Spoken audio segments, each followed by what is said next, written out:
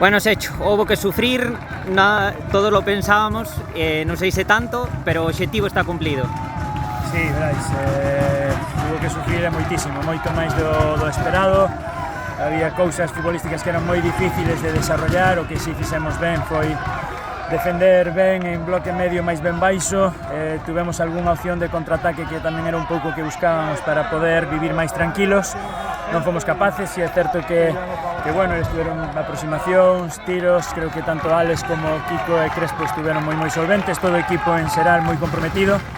E bueno, ao final a satisfacción do objetivo cumplido. Traballamos moi duro este deporte, a veces o consigues, a veces non, e nada, felicitar e agradecer e alegro-me moito, estou moi contento porque a afición, o club, o presidente, bueno, todo o mundo que forma o Compostela pois celebre, e ojalá este ascenso lle dé ao club energía e capacidade para mellorar e seguir crecendo. Agardabades esta calor abafante no partido ou sorprendeuvos?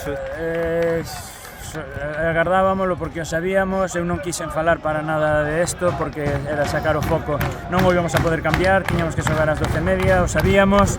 Non é o horario para xogar este tipo de playoff, baixo o meu punto de vista, con toda unha temporada ás espaldas, ter que vir con este calor en esta mañana a xogar este partido, pero como sabíamos que tocaba, nos mentalizamos ao máximo e a verdade é que o compromiso e o esforzo dos futbolistas foi extraordinario. Por eso tamén os xogadores de refresco hoxe xogaron un papel fundamental, non? Para refrescar as pernas, sobre todo por... Sí, os xogadores de refresco sempre son un papel fundamental, hoxe si cabe máis, pero creo que hai que medir moi ben os cambios, vale? Hai que, polas cousas que poden ir pasando, porque no tramo final ti non sabes quen vai a desfallecer, quen vai a ter máis molestias. Durante todo o partido fomos comunicándonos con eles para saber quen tiña máis esas molestias, e bueno, os que entraron moi ben e podrían haber entrado antes e dar enerxía, pero tamén había xente dentro que con menos enerxía decide moi ben, ten experiencia, ten veteranía en isto, e a veces hai que aguantar un pouco máis. Falabas nestas semanas de que vías un equipo comprometido en todo momento.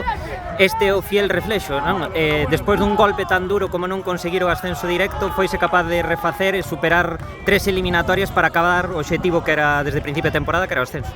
Sí, a ver, durante unha temporada pasan moitísimas cousas. Pensa, Brais, que nos temos que empezar, eu sempre digo o mismo, non é desde cero, cando ti descendes empezas desde máis abaixo que cero casi, e creo que na Liga, por diversos factores e diversos motivos, é unha Liga que nos escapa e que tiña que ser nosa. Tiñamos e temos un marxen de mellora como equipo moi alto, pero temos bons futbolistas, temos compromiso, adestramos ben, e bueno, e gracias a Dios conseguimos o objetivo que era moi importante para a afición e para o club.